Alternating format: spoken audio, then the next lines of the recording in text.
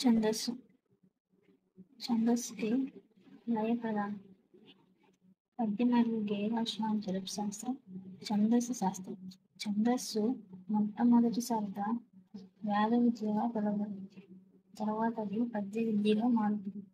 ఛందస్సు గాయత్రి మాత్ర పేరు మీదుగా రాయబడింది. గాయత్రి మంత్రంలో ఓం అనేది 128 మార్లు ఉంది. ఛందస్సు అనే పదం మొట్టమొదటిసారిగా వాల్మీకి మాట ఉంది. తర్వాత ఛందస్సు అన్నది ఋషులకు పాదం వంటిది అయింది. ఛందస్సు అన్నది వేదంగాలు 6: శిక్షం, వ్యాకరణం, నిరుక్తం, జ్యోతిషం, ఛందస్సం, కల్పం. వేదాలు 4: వేద ఏది ధర్మమో ఏది అధర్మమో చెప్పున్నది వేదం. వేదాలను సరైన క్రమ పద్ధతిలో అమర్చిన వారు వ్యాస మహర్షి. వేదాలు 4: ఋగ్వేదం, యజుర్వేదం, సామవేదం, అథర్వణ వేదం. ఋగ్వేదాన్ని రచించింది పైలుడు. యజుర్వేదం రాసింది వైశంపాయనుడు.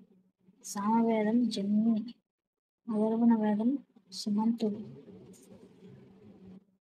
ఛందస్సు పద్య మరియు గేయ లక్షణాలను తెలపడానికి ఛందస్సు తెలుగు వర్ణమాలను 2 రకాలుగా విభజించింది.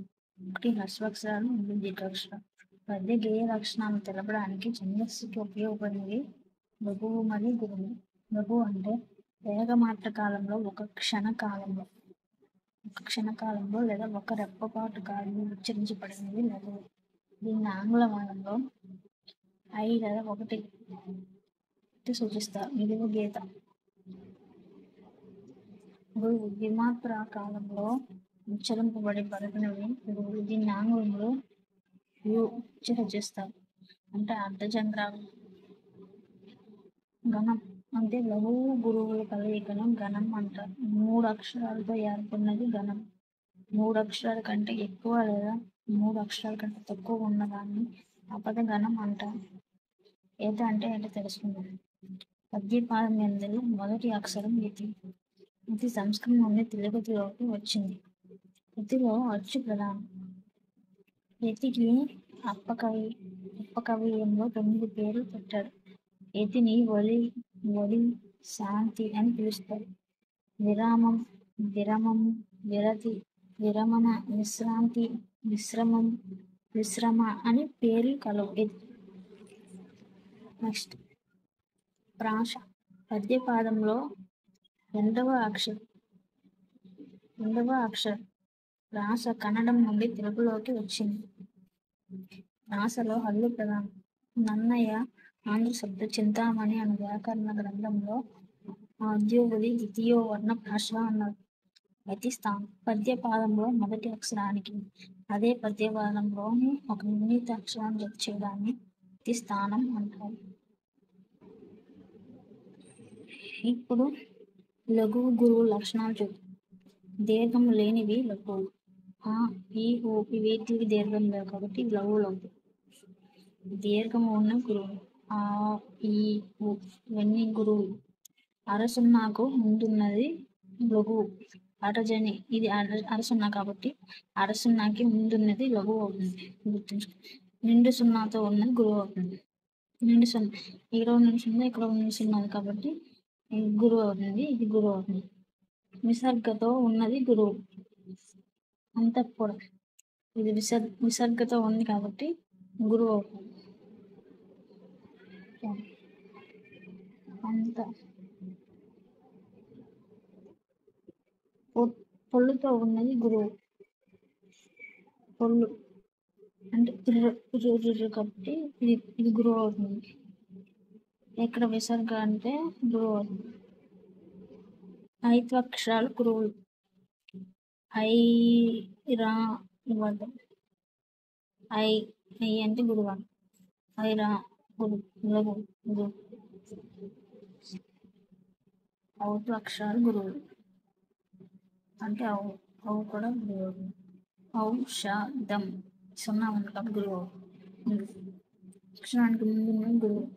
ద్విత్వాక్షరం మాట దీని ముందున్నది గురువు అవుతుంది. ఇది లఘువు అవుతుంది. సంయుక్తాక్షరానికి ముందున్నది గురువు. అలన ముందున్నది గురువులు అవుతుంది. కాబట్టి ఇది లఘువు అవుతుంది. అంటే లఘువు. సంశ్లేష అక్షరానికి 3 గురువులు. సంశ్లేష అక్షరం అంటే 2. తావుతుంది దాని ముందు ఉన్నది గురువు అవుతుంది. సంస్కృతంలో వచ్చిన మొట్టమొదటి గ్రంథం పింగళి చంద్రం. రాసిన వారు పింగళుడు. ఈయన ఛందశాస్త్ర మూల పురుషుడు, కారకుడు. సంస్కృతంలో వచ్చిన మొదటి గ్రంథం సంస్కృతంలో వచ్చిన ప్రత్యక్షమైన చంద్ర గ్రంథం. రాసిన వారు కేదారభట్టు. నిత్య రత్నాకరం కేదార ప్రసిద్ధించగలరు. తెలుగులో వచ్చిన మొట్టమొదటి చంద్ర గ్రంథం కవిజనశ్రీ. రాసిన వారు మల్లేజీ. గణాల వర్గీకరణ. ఏకాక్షర గణాలు, ద్వయాక్షర గణాలు. ఏకాక్షర గణాలు 2. ల గ ల ల గ 3. ద్వయాక్షర గణాలు 4. ఇవి 2 4. లల లగ గల గగ గల. ఇక్కడ లగని వా అంటాము, అగనం అంటాము. గలని అగనం అంటాము.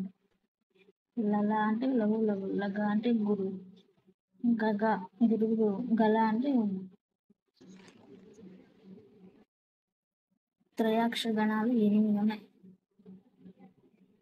వీటి పేర్లు ప్రధాన గణాలు మాతృగణం, మరొక పేర్లు నిసర్గ గణం. అవేడు చదువు. బ జ స య ర త మన. ఆది గురువు అంటే ఫస్ట్ గురువు అన్నమాట.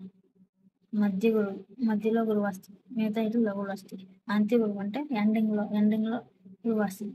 మళ్ళీ య ర త ఆది లఘు, తర్వాత మధ్య లఘు, ఆ తర్వాత అంత్య లఘు, నెక్స్ట్ సర్వగురువు సర్వలఘు. బ జ స య ర త మన. చతురాక్షర గణాలు 3. న ల న గ స ల. నగనం ప్లస్ ల, నగనం ప్లస్ గ, సగనం ప్లస్ ల. నగనం అంటే సర్వలఘు, లా అంటే లఘు. నగనం అంటే సర్వలఘు, గా అంటే గురువు. సగనం, సగనం అంటే అంత్యగురు, అంత్యగురువు ప్లస్ లా. ఇంద్రగణాలు 6. భరత నాల నగ సల. భరత అంటే ఆది గురువు, నా అంటే మధ్య లఘు, తా అంటే అంత్య లఘు. నగనం 3 లఘువులు, లగ్నం 3 లఘువులు గురు నగ. సల అంత్య గురువు లఘు. సూర్యగణాలు 2. నగనం నగనం అంటే 3 లఘువులు, ఆ అంటే గురువు లఘు. 4 పాదాల్లో ఉన్న పద్యాలను పురీంచం అంటారు. 4 పాదాల కంటే ఎక్కువ లేదా 4 పాదాల కంటే తక్కువ ఉన్న పద్యాన్ని మాలికా పద్యం అంటారు. 4 పాదాల్లో ఒకే రకమైన గణాలు వచ్చినట్లయితే వాటిని సమవృత్తాలు అంటారు. 2 పాదాల్లో ఒక రకమైన గణాలు, మరో 2 పాదాల్లో మరో రకమైన గణాలు, బేస్ పాదాలతో ఒక రకంగా సరి పాదాల్లో ఒక రకమైన గణాలు వచ్చినట్లయితే వాటిని అర్ధవృత్తాలు అంటారు. 4 పాదాల్లో భిన్నమైన గణాలు వచ్చినట్లయితే వాటిని విశ్వవృత్తాలు అంటారు. సంఖ్యాపరంగా పద్యాల పేర్లకు చెప్పు. 8 ఉంటే వాటిని పంక్తి అంటారు. 10 ఉంటే అది సంఖ్య, 12 ఉంటే సంకృతి, ధృతి, 15 ఉంటే 18 ఉంటే అతి ధృతి, 19 ఉంటే కృతి, 20 ఉంటే ప్రకృతి, 21 ఉంటే వికృతి, 26 ఉంటే వికృతి, 27 అంటే భూహు. మాత్రల ఆధారంగా గతులు. 3 మాత్రలు అంటే త్రిశగతి, 4 మాత్రలు అంటే చతురస్రగతి, 5 మాత్రలు అంటే ఖండగతి, 7 మాత్రలు అంటే మిశ్రగతి, 9 మాత్రలు అంటే సంకీర్ణ గతి.